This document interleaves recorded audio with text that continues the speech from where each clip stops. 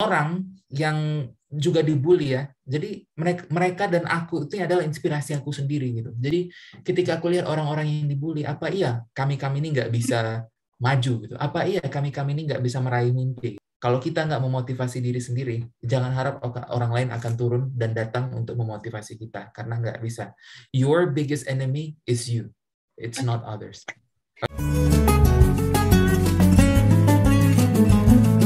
Oke, dan satu lagi tipsnya yang terakhir yang Damai, yang sebenarnya nggak kalah penting. Jadi, sebelum kalian tahu skor TOEFL atau IELTS kalian, janganlah berharap yang terlalu banyak sama beasiswa. Ini sih, ini yang paling logika, yang paling harus kita tanamkan di pikiran kita gitu. Karena meskipun IPK kita tinggi, meskipun pengalaman kerja kita bagus gitu, tapi kalau persyaratan bahasa itu nggak memenuhi, itu sama aja gitu. Meskipun mungkin adalah beberapa kasus gitu kan yang menerima skor di bawah, tapi itu jarang gitu. Dan mungkin itu keberuntungan 1 dari 100 gitu kan. Jadi usahakan cek dulu beasiswanya apa, nggak usah dulu sibuk ke motivation letternya, tapi sibuk dulu ke persiapan bahasa gitu. Jadi misalnya kalian udah lihat, oh ini persyaratan IELTS-nya 6,5, oh atau TOEFL-nya ini misalnya IBT 80 gitu. Kejar skor ini dulu gitu. Begitu kejar skor ini, baru kalian prepare yang lainnya gitu. Karena nanti takutnya kalian udah prepare yang lainnya, udah siapin CV, udah siapin yang lainnya, tapi pas tes bahasa malah skornya nggak mencapai gitu. Jadinya kan kayak mengecewakan diri sendiri kan gitu.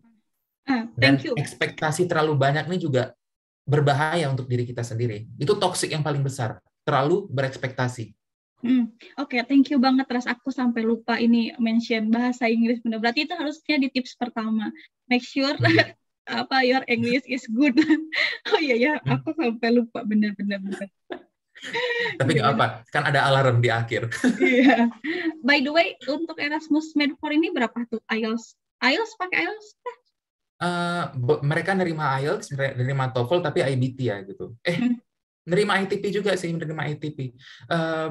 Kalau nggak salah kemarin 500-an sih. 500-an. Oke, guys, siap-siap ya 500. Pakai IELTS juga bisa itu? IELTS bisa. IELTS kalau nggak salah 6 lah, atau 6,5 gitu. Oh, 6,5 ya, lumayan juga ya. Ya guys, itu harus belajar dulu bahasa Inggris. Bye-bye itu pastiin kamu udah ready ya untuk belajar di luar negeri. Itu tipsnya udah banyak, kayaknya udah lebih dari 5. Oke. Yeah.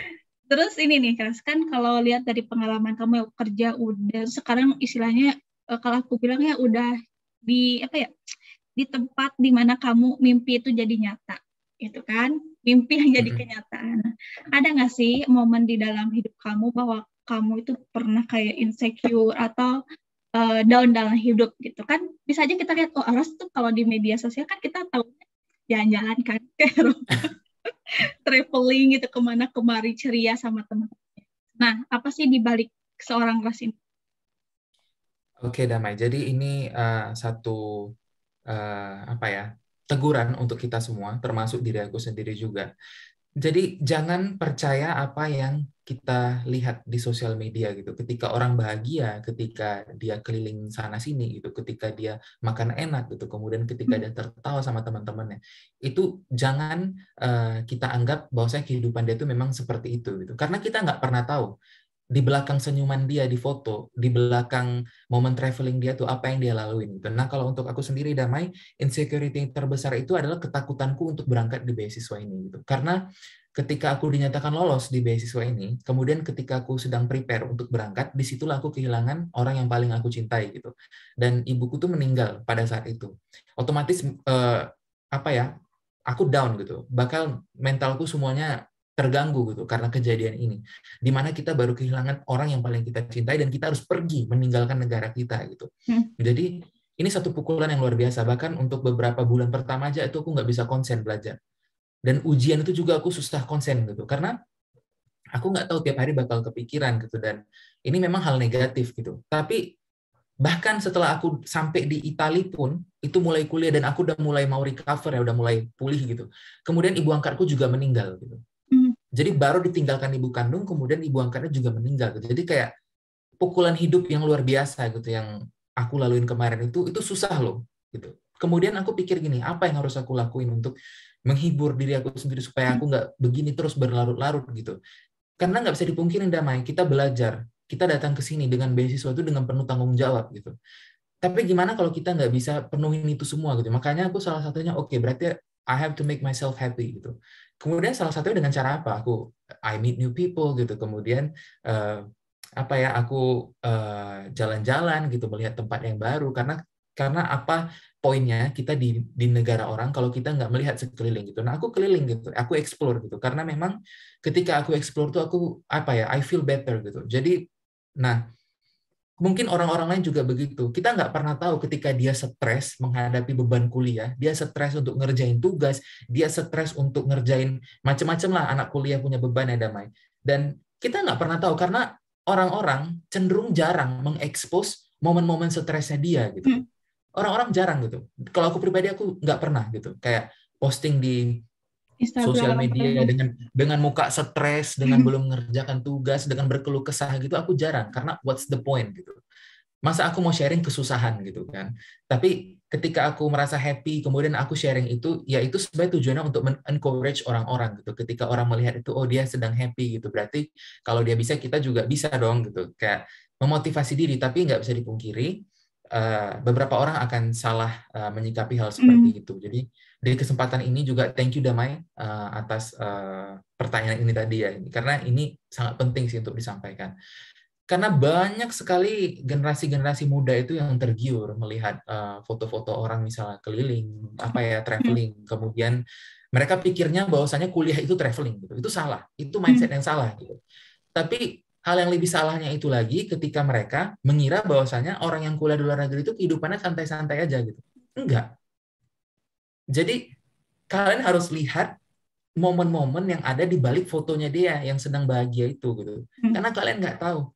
Dia nggak tidur ngerjain tugas, kemudian dia harus ke perpustakaan nyari buku, nyari ini, kemudian dia harus gagal ujian, harus ngambil lagi, kemudian dia harus ada drama dengan mungkin profesor. Kita nggak tahu gitu. Dan orang tuh juga nggak mungkin open kan tentang itu. Jadi inilah hal-hal yang sering disalah tanggapi sama anak-anak muda gitu. Jadi ke depannya kalian harus tahu traveling itu bukan harus tahu bahwasanya kuliah itu bukan jalan-jalan, tapi jalan-jalan itu adalah bagian dari kalian yang sedang berkuliah di luar negeri untuk mengentertain diri kalian sendiri dan sebagai bentuk untuk mengeksplorasi.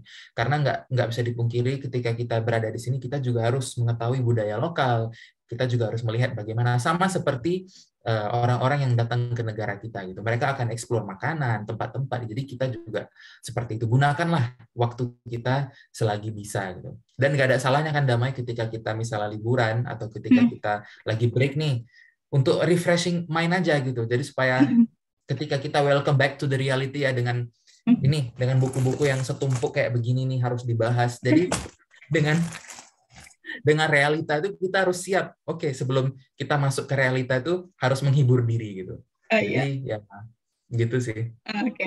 Jadi guys, traveling bonus yang pertanyaan tanggung jawab kita akan itu. Terus juga tadi di-mention pas awal juga Ras kehilangan ibunya. Sorry to hear that, Ras. Terus aku juga salah satu orang yang menyaksikan bahwa Ras ini sosok yang kuat gitu, dan salah satu yang penting nih yang aku tadi dengar itu tanggung jawab, benar. Jadi kamu tipikal orang yang mempertanggungjawabkan apa yang sudah kamu mulai gitu. Dengan apapun kondisi yang menyerang kamu gitu. Kamu tetap go ahead, terus ya udah take responsible atas pilihan yang kamu buat. Itu keren sih pesannya untuk pemuda-pemuda nih, yang anak-anak mudi yang masih galau gimana gitu kan. Keren banget. Makasih udah sharing itu pengalaman itu. Apa istilahnya? Ya, turning point dan itu ya low point juga. Dan thank you juga untuk advice yang udah pernah kamu berikan ke aku juga Damai. Sama-sama lah ya. Itulah gunanya teman ya kayaknya. Nah itulah penting juga buat teman-teman di sini kalau yang nonton ya, cari supporting system juga penting ya. Benar. Oke. Habis insecure dan segala-gala, nah aku mau tanya, siapa sih inspirasi kamu dalam menjalani hidup ini? Oke, Damai. Kalau berbicara tentang sosok inspiratif ya, bagi aku, itu ya nggak jauh-jauh adalah ibuku sendiri gitu. Jadi, aku belajar dari dia bahwasanya kehidupan ini nggak mudah gitu. Kemudian aku belajar dari dia bahwasanya aku harus lebih sukses dari dia, aku harus lebih pintar daripada dia, kemudian aku harus lebih dan lebih daripada dia, karena ini yang selalu dia tanamkan ketika aku masih kecil gitu. Kayak dia pengen aku juara di kelas, dia pengen aku dapat ini, dia pengen aku dapat itu gitu. Jadi kayak kenapa dia selalu ingin aku dapat yang lebih gitu.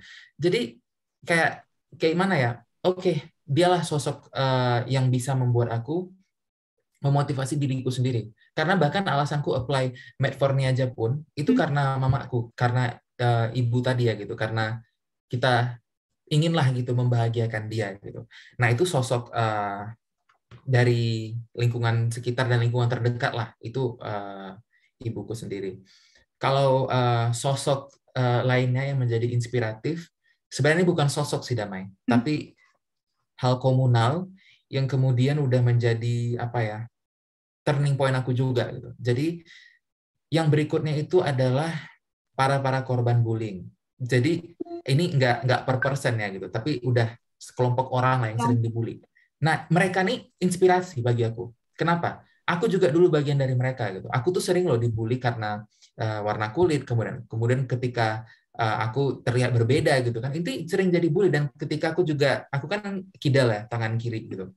Dan ini juga sering jadi dibully. Bahkan yang bully itu guru sendiri juga pernah bully aku gitu. Kayak sering diejek, sering dia begitulah.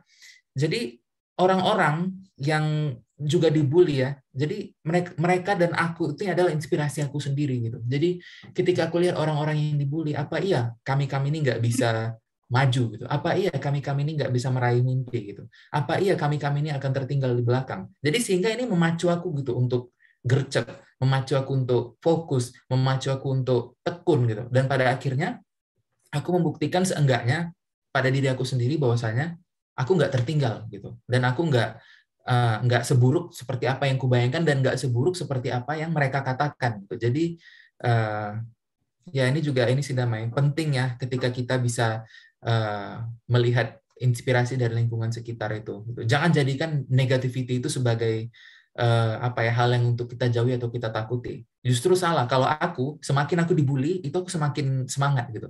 Karena ketika orang membuli, ketika orang meremehkan, ketika orang merendahkan, itu secara nggak langsung kita harus membuktikan sama diri kita sendiri bahwasanya kita tuh nggak begitu gitu. Kita nggak perlu membuktikan sama dia atau sama mereka, tapi paling nggak sama diri kita sendiri. Kita harus buktikan bahwasanya we deserve.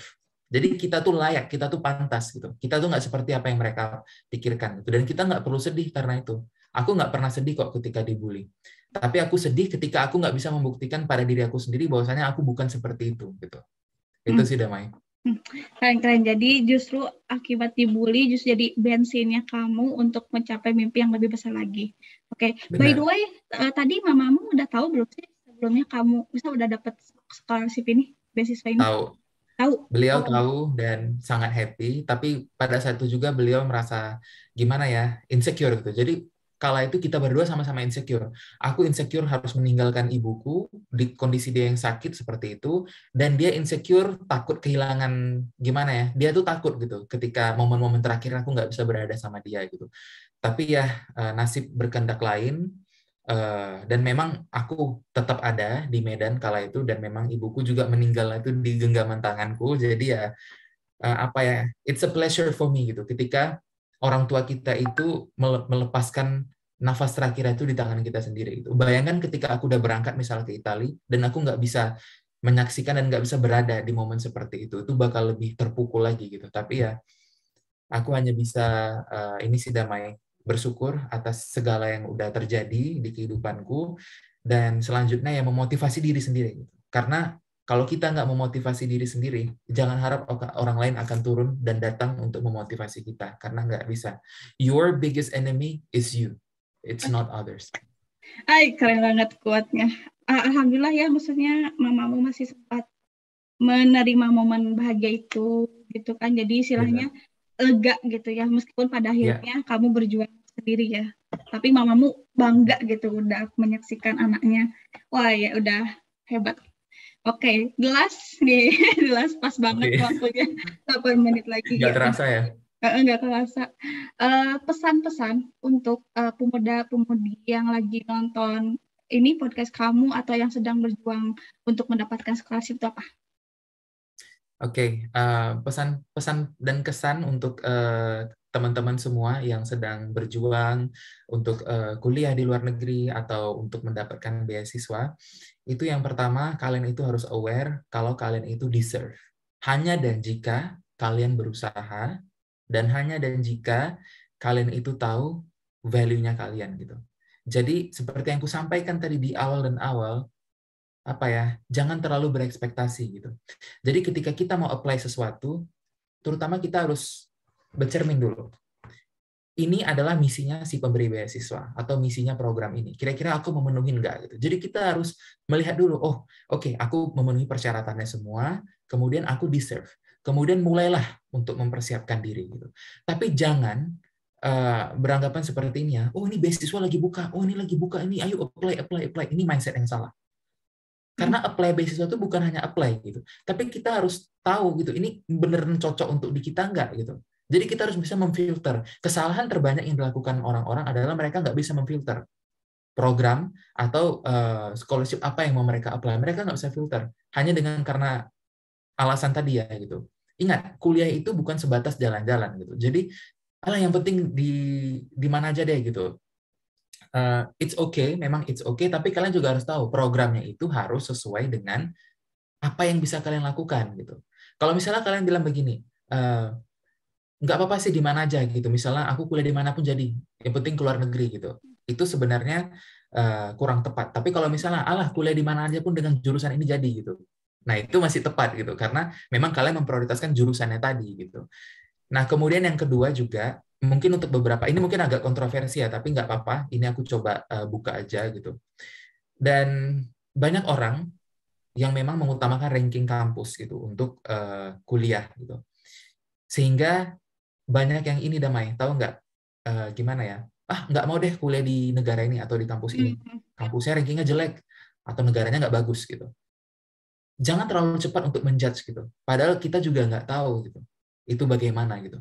Karena seperti yang aku alami di sini tuh banyak orang yang ngejudge, jangan kuliah di kampus ini, jangan kuliah di negara ini gitu. Kuliahnya harus di satu negara, kayak over pride. Ya, mereka ini terlalu membanggakan suatu negara gitu karena edukasinya gitu.